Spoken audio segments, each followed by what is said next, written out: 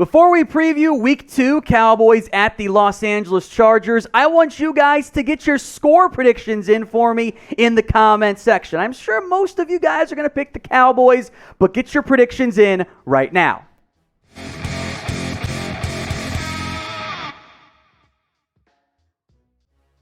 To help us preview this week's game, we welcome in NFL Network's Jane Slater. You guys will be seeing plenty of Jane here on the Cowboys Report this year. Jane, thank you so much for coming on today. I'm excited to be with you guys. I love to kind of switch it up, and anytime I can talk Cowboys, I love it. All right, so I want everyone to make Jane feel welcome here at the Cowboys Report. Everyone type in hi for me in the comments section to welcome Jane in for the pretty good amount of the season going forward. But we're focused in on the Week 2 matchup, Jane. Cowboys at the Chargers. Quick general thoughts here for this game.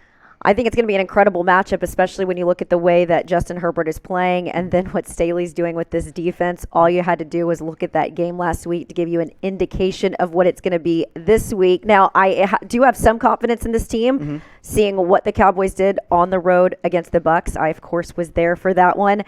We do have some concerns, though, about Lyle Collins and, of course, the status of Randy Gregory heading in this one, and I know we're going to deep dive into that throughout the show. Yeah, we'll get into that plenty in depth here coming up in a little bit. As weird as this sounds, and I know it borders on the whole moral victory thing, do you feel better about the Cowboys coming out of that Week 1 loss? You know, I feel better just because I've covered this team, and maybe it's a little inside baseball, but being around this program last year and seeing these guys feel absolutely defeated. It was last year when I put out the report about the defense. I thought for sure this team would respond when they went on the road against Washington. Remember, it was, I believe it was a rainy game. They didn't. They came out flat. And this game, not having a guy like Zack Martin, who Ezekiel Elliott said, he is one of our best players on offense, a guy that you look for when you're running through this line, not there to see Connor McGovern step up the way he did. But for me, it was the point differential. Seeing them get the 3 turnovers, the takeaways that this team has really been building on since.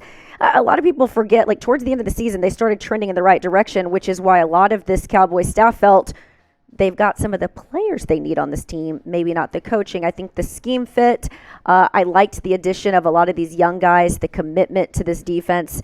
You saw that competition at play, so I feel better about, and Dak Prescott said it himself, more complimentary football, the most complimentary football he's seen since he joined this team back in 2016. We'll go more in depth here with the Chargers a little bit later on in the video. Let's jump ahead to La'el Collins here. A unusual situation, Jane. What can you tell us about what's going on?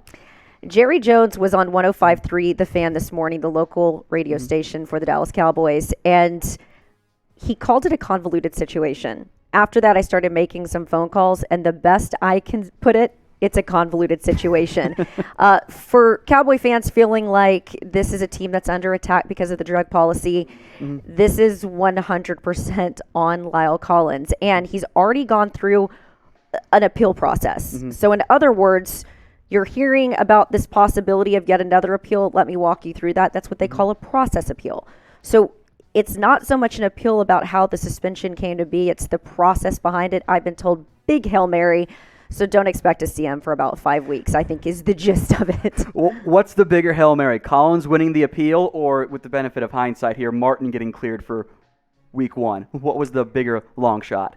I think it's going to be an even bigger long shot for La'el Collins. Okay. I think with Zack Martin, yes, there was the possibility of it, but as it was set up to get those those tests, 2 negatives within a 24-hour period before you go on the road, that was tricky with a Thursday game. If it had been a Sunday game, I think he could have pulled it off. Okay. Thursday, a little bit trickier. That's why I'm sort of on this wait-and-see approach with Randy Gregory. He is asymptomatic. In other words, he's not showing any severe symptoms of this. But if you just look at this, we've had 10 guys deal with COVID since training camp. Dan Quinn, we didn't see him for a bit. Zack Martin took the full time to come back. So I don't know if it's realistic to expect Randy Gregory back, just given what we've seen and the way that COVID has moved through that locker room and the way these protocols are set up. Let's come back to the right tackle side. I want to spend some more time on the Randy Gregory side of things here. Again, we'll see what happens as the week goes on. It's impossible to know at this point. Assuming Gregory can't go, who do you think is more in line to emerge on this Dallas Cowboys team opposite DeMarcus Lawrence? Great question. They've They've been able to rotate a bunch of guys out on the defensive line. I think the problem that you have there is you want a guy that can give you a good pass rush, and for them, that's been Randy Gregory, and who is going to be a great compliment for DeMarcus Lawrence. I've been told Dorrance Armstrong is the guy to keep an eye on. You see him right there. Good, we guessed on the depth chart. There you go. Or potentially Terrell Basham, who, of course, came over, I believe it was from the Jets this offseason. My favorite quote came from him in OTAs when he was asked about leaving the Jets and coming to Dallas. Why Dallas? He said, well, it's the same-ish, different toilet. And I had to explain to Brad Sham, voice of the boys, what ish was. Still one of my favorite moments. All right, so we'll see what the Cowboys defense looks like here if Randy Gregory can't go. But I want to get you guys a question here to get your votes in for me in the comment section right now as it relates to Randy Gregory and the concern around him short term mostly as it relates to not having the Cowboys defense. So get your votes in for me right now in the comment section. What is your concern level right now over Randy Gregory? Scale this for me. Well, on that 1 to 10 scale. 1 being you're not concerned at all around Gregory. 10 being you are in full-fledged meltdown mode. Get your votes in the comment section right now. We'll get back to Jane here momentarily for some more preview. But first, today's show is made possible by our friends over at Magic Spoon. Get $5 off your first order of the best healthy and tasty cereal on the market. High in protein, 13 grams, or 14 if you have the peanut butter flavor, like I often do. It's also low in carbs, 4 grams of net carbs per bowl. And despite having 0 sugar, it tastes absolutely incredible. So get $5 off your first order at magicspoon.com/Cowboys. That link, by the way, folks, will be in both the comment section and it'll be in the description. Let's turn our attention back to the offensive line now, Jane. Jerry Jones, I was a bit surprised by the timing, revealed Terence Steele is going to start at right tackle. What can you tell us about this situation? Thanks, Jerry, and what a competitive advantage for the Chargers to find out on Tuesday. Go pull the tape. I started calling around on Terence Steele. There's a guy named Duke Manyweather who works out with both guys like Lau Collins, Tyron Smith, Terence Steele, a bunch of offensive linemen, Lane Johnson. They have a big offensive line camp here. O-line coach. Yeah, and so I asked him, and here's a couple of the notes that he gave me. He said that he's had improved strength this offseason. He really started working on his core. Why is that important for an offensive lineman? Well, where your pass set is, the hands and your hand usage. Those are a couple of things that he's worked on. Now, why is that important to a lot of fans? A lot of fans are going, Terence Steele against Joey Bosa? Great question. I asked around, I said, why not move Zack Martin over to right tackle, keep Connor McGovern at right guard since he proved he could do it last week. And I think there's been some speculation, well, does Zack Martin not want to play right guard?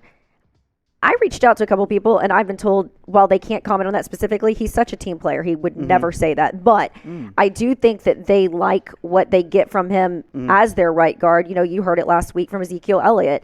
He's the guy that he looks for when he's looking to run through this offensive line. And we only saw him on, 11 carries, 33 yards against the Bucs. And I could make an argument there. I've been telling people since going back to last year, the box score doesn't reflect all the things that Zeke does. Go back to the tape. He makes a lot of dirty blocks. They don't have the blocking tight ends that they necessarily need on this team.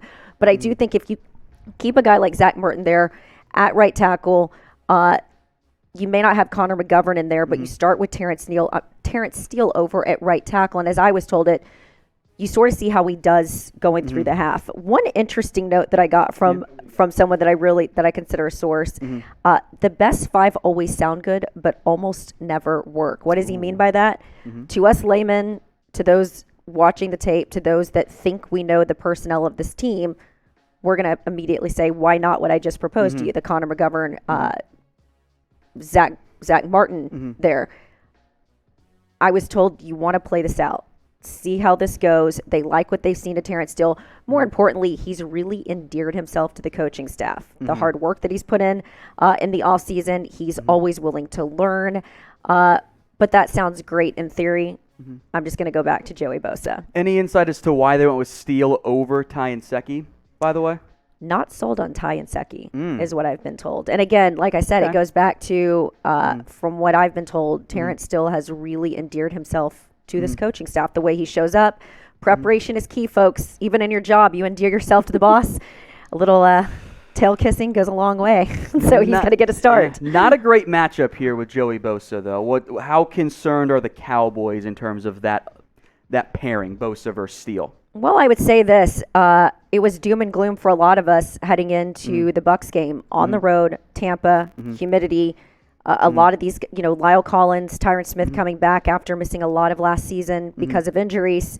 And they held their own against JPP, against that really stout defensive front that had their way with Patrick Mahomes and the Chiefs. So I think going off of that, if we can get that same sort of effort and production, not so worried necessarily about how that defensive front is going to affect Dak Prescott.